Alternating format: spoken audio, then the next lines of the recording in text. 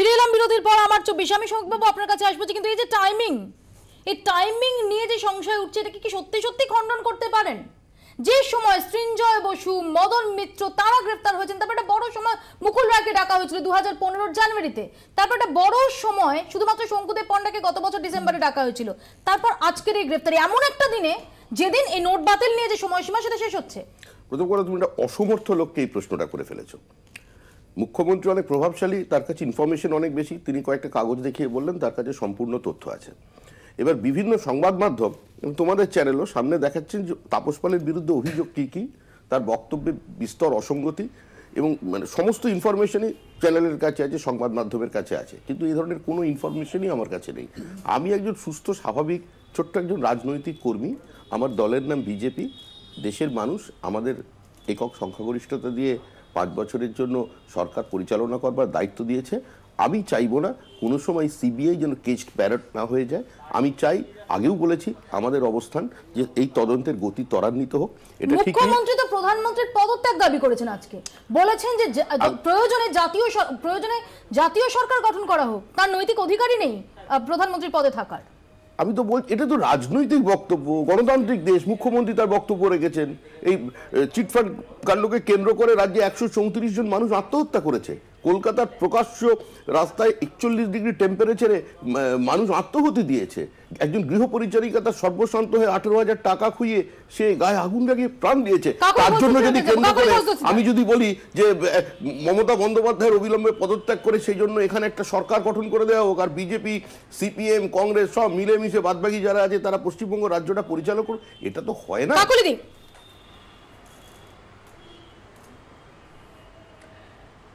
একটু আগে আরেকজন বলছিলেন যে অন্য একটা চিটফান্ডের কেসে কি হয়েছে। আমি ওনাকে মনে করিয়ে দিতে চাই যে তৎকালীন সাংসদরা যে অ্যারেস্ট হয়েছিলেন তৃণমূল কংগ্রেসের রাজ্যসভা, সেটা কিন্তু মমতা বন্দ্যোপাধ্যায়ের সরকারই করেছিল, মমতা বন্দ্যোপাধ্যায়ের পুলিশই করেছিল। মমতা বন্দ্যোপাধ্যায় কখনো অনৈতিকতাকে সমর্থন করেন না এবং নিজের দলের সাংসদকে অ্যারেস্ট করে তিনি তখন সেটা দেখিয়ে দিয়েছিলেন।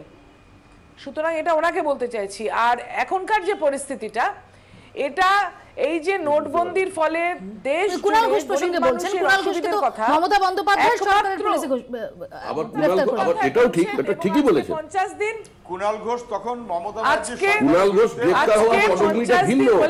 কুণাল ঘোষকে কথা বলতে দেওয়া হয়নি, পুলিশ ওর মুখে আওয়াজ করত। একটা চাপের ব্যবস্থা, এবং এই চাপের ব্যবস্থাটা এমনভাবে করা যে রাজনৈতিকভাবে মমতা বন্দ্যোপাধ্যায়কে একটা ভয় দেখানোর পরিস্থিতি। মমতা বন্দ্যোপাধ্যায় ভয় পান না, তৃণমূল কংগ্রেস ভয় পায় না, কেননা মানুষের অসুবিধার কথা বলেই কিন্তু তৃণমূল কংগ্রেস শুধু একবার নয় দুবার পশ্চিমবাংলায় রাজ্য সরকারের ক্ষমতা হাতে পেয়েছেন। দিল্লিতে তিনিও বহুবার মন্ত্রী ছিলেন এবং বিগত 2009 সালের থেকে 2014 সালে সাংসদের সংখ্যা বাংলার মানুষ অনেক বাড়িয়ে দিয়েছেন, দায়িত্ব অনেক বেশি দিয়েছেন। সুতরাং এনাদেরকে কথা বলার আগে, রাজনৈতিক প্রতিহিংসা চরিতার্থ করার আগে এগুলো ভেবেচিন্তে করতে হবে। আমি আসবো, আমি সুজন বাবুর কাছেও আসবো, আমি একটু সুপর্ণ বাবুর কাছে আসি। সুপর্ণ বাবু, আমরা দেখছি রাজনৈতিক দল তাদের বিভিন্ন বক্তব্য, বিভিন্ন চাপানুতর। আমার প্রশ্ন হচ্ছে যে 50 দিনের সময়সীমা প্রধানমন্ত্রী চেয়েছিলেন, আজকে রাতে সেটা শেষ হচ্ছে, সত্যি সত্যি তার কি সুসার আমরা পেলাম? দেখুন, 8ই নভেম্বর 2016-এ যখন প্রধানমন্ত্রী বক্তব্য রেখেছেন, মূলত 3টে জিনিস: ব্ল্যাক মানি, ফেক মানি, টেরর মানি, মানে কালো টাকা, জাল টাকা আর সন্ত্রাসের টাকা।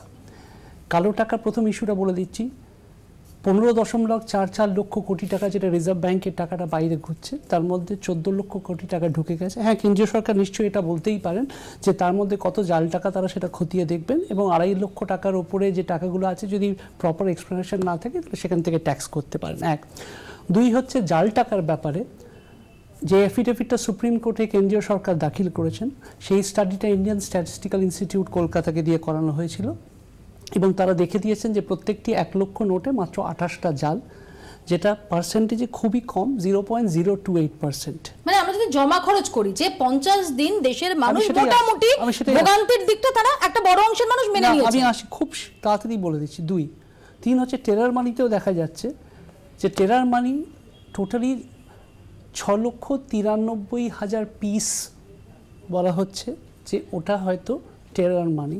সেটা যদি 1000 টাকার নোট হয় তাহলে সেটা 693 কোটি হয় এবং সামন্তরাল অর্থনীতি হলে প্রায় 1400 কোটি মতো হবে।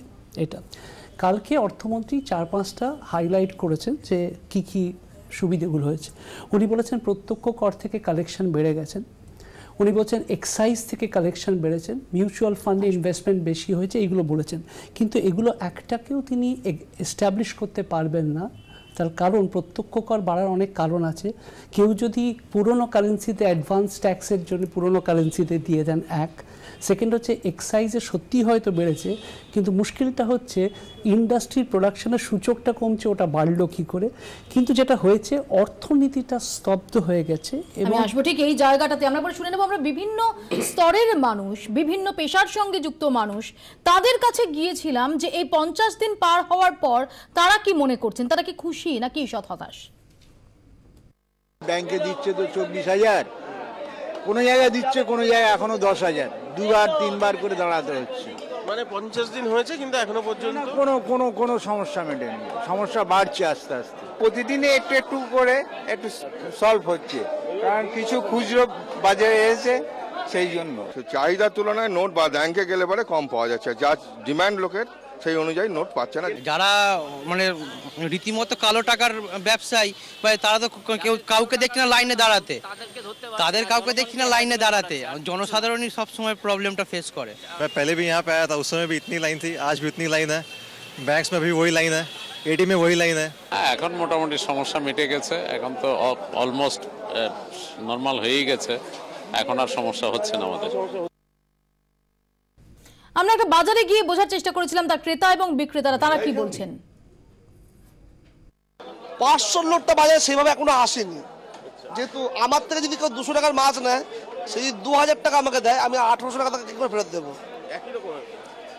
সমস্যা আগের থেকে হয়তো কিছুটা মিটেছে, কিন্তু পুরোপুরি মেটেনি। পয়সার সমস্যা এখনো পর্যন্ত রয়েছে। অনেকে যারা ধরুন 1 কিলো 2 কিলো করে মাই নিত, তারা এখন খুব অল্প মাই নিচ্ছে পয়সার ইয়েতে।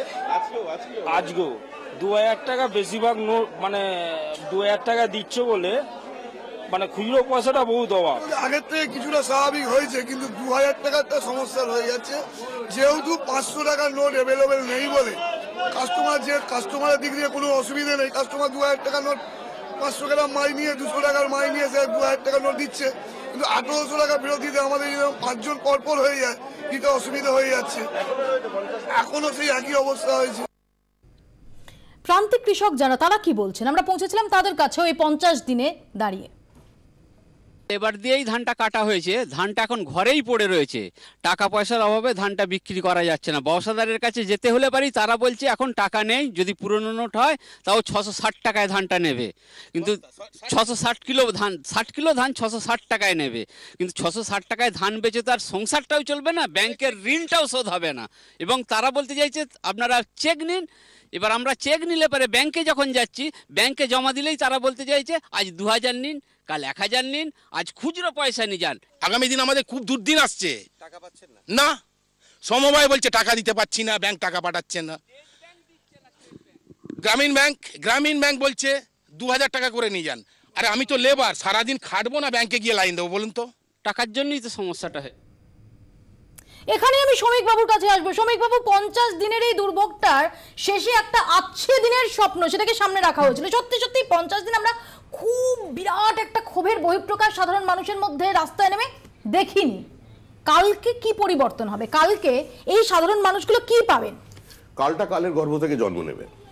কিছু মানুষ আতঙ্ক তৈরি করবার চেষ্টা করছেন। আমি তো কাল কি হবে, কাল কি পাবেন এরা? আমি বলছি না, আমি তো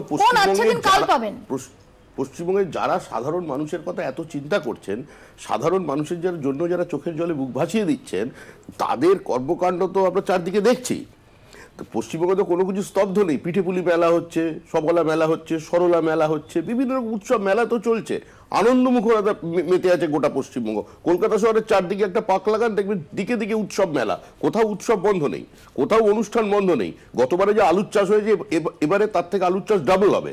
গতবারের এগ্রিকালচার প্রোডাকশন যা আছে 6.3% ইনক্রিজ হচ্ছে সেইখানে। সুতরাং একটা পদক্ষেপ নেওয়া হয়েছে, সেখানে অসুবিধা হয়েছে।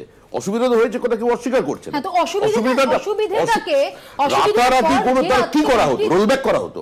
না না কি রোলব্যাক করা কাল কালকের পর থেকে 500 টাকা 50 দিনের পর এই মানুষগুলো কি পাবে? না আমার কথা হচ্ছে এই যে ইনকাম ট্যাক্সের রেট চলছে বিভিন্ন জায়গায় কয়েক কোটি টাকা ধরা পড়ছে, হাওলা অপারেটর ধরা পড়ছে, এগুলো কি তাহলে বন্ধ করে দিতে হবে? আমি আসবো, আমি কাকলিদের কাছেও আসবো, সুজন বাবুর কাছেও আসবো, আমাকে তার আগে একটা ছোট্ট বিরতি নিতেই হবে। বিরতির পর ফিরছি আমার 24-এর সঙ্গে থাকুন 24 ঘন্টা।